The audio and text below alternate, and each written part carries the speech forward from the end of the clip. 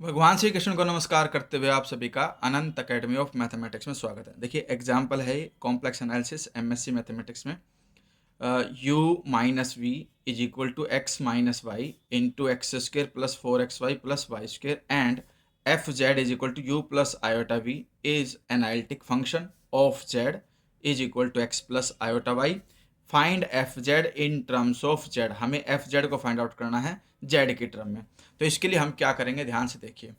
F Z given है हमें you plus iota we, तो मैंने क्या किया, इसको आयोटा जेड कर दिया, यानी कि आयोटा से मल्टीप्लाई कर दिया। तो आयोटा तो हो जाएगा यू, और iota into iota, iota square की वैल्यू -1 होती है, इसलिए ये फंक्शन बन गया आयोटा यू, और इस आयोटा स्क्वायर की वैल्यू -1 रख के माइनस वी।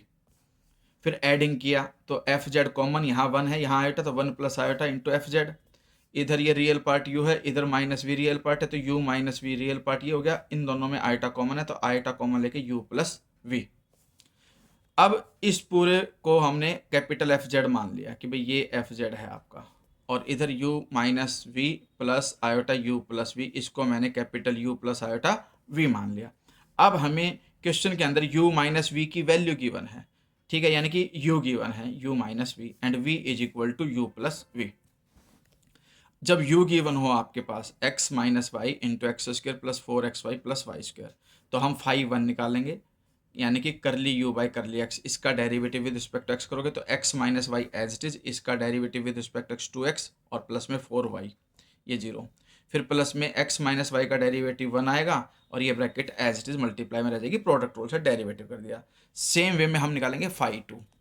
फाई 2 हमारे पास निकलेगा करली यू बाई करली वाई करके, यानी कि प्रोडक्ट रूल से विद रिस्पेक्ट टू वाई, तो X minus Y as it is, इसका डेरिवेटिव 4x प्लस 2y। फिर प्लस में x माइनस वाई का डेरिवेटिव -1, और ये वाली जो ब्रैकेट है वो एज इट इज मल्टीप्लाई में प्रोडक्ट रूल से। फिर हम क्या करते हैं, जो फाई 1 निकालते हैं उसमें x की जगह z और y की जगह 0 रख देते हैं, तो जहाँ y दिखे वहाँ 0, और जो x है वो z, तो ये z हो गया।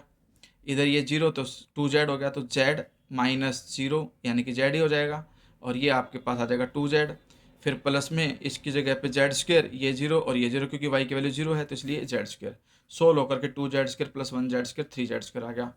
फिर हम लिखते हैं फाई 2z कोमा 0, यानी कि इसके अंदर x की जगह z, y की जगह 0 रख दिया, तो ये 0 हो गया, ये 0 हो गया, ये 4z और ये z, तो ये तो आ जाएगा z इंटू 4z -1, इसमें ये जेड स्क्र, ये 0 ये 0, ठीक है, ये सिंप्लीफाई होकर 3z स्क्र आ गया।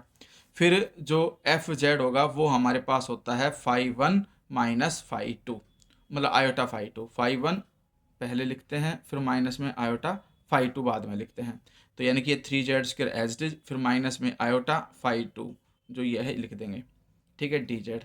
अब इसमें 3z square common, 1 minus iota जो है वो कांस्टेंट इंटीग्रेशन के बाहर चला जाएगा, इसको मैं ऐसे लिख सकता हूँ, integration 3z square common 1 minus iota dz plus C. अब ये 1 माइनस आयोटा कांस्टेंट इंटीग्रेशन के बाहर, जो बच गया 3z स्क्र, उसका इंटीग्रेशन कर दो, z³ 3 से 3 कट गया, ये कंडीशन बच गई। अब ये कंडीशन बचने के बाद नेक्स्ट स्टेप में हम क्या करेंगे, इधर जो कैपिटल एफ जेड था उसकी value 1 plus iota F Z लिखोगे, और यहाँ पर ये वैल्यू आ गई, इससे डिवाइड कर दो इसको, तो स्मॉल एफ जेड आ जाएगा आपके पास। ये आने के बाद जब 1 माइनस आयोटा और 1 प्लस आयोटा का रैशनलाइजेशन करोगे तो उसकी वैल्यू आ जाएगी माइनस आयोटा, ठीक है। रैशनलाइजेशन कर लेना इस तरह से, देखो 1 minus iota upon 1 plus iota into में 1 माइनस आयोटा से ऊपर मल्टीप्लाई 1 माइनस आयोटा से नीचे, तो ऊपर तो आ गया 1 माइनस आयोटा का स्क्वायर, नीचे आ गया 1 स्क्वायर और माइनस आयोटा स्क्वायर। अब ऊपर हो जाएगा 1 स्क्वायर 1 प्लस आयोटा स्क्वायर और माइनस में 2 इंटू 1 इंटू आयोटा, और नीचे आयोटा स्क्वायर की वैल्यू -1 होती है, माइनस ऑलरेडी +1, तो 1 + 1 नीचे 2 आ जाएगा, आयोटा स्क्वायर -1 होते दोनों कट गए, और ये 2 से 2 भी कट जाएगा, सिर्फ क्या आ जाएगा माइनस आयोटा। तो इसकी जगह पे आप माइनस आयोटा लिख देना, z³ प्लस में इस पूरे को कांस्टेंट को आप एक c डैश मान लेना, where c dash is equal to c upon 1 plus iota. तो यही हमें निकालना था, z की टर्म में आ गया।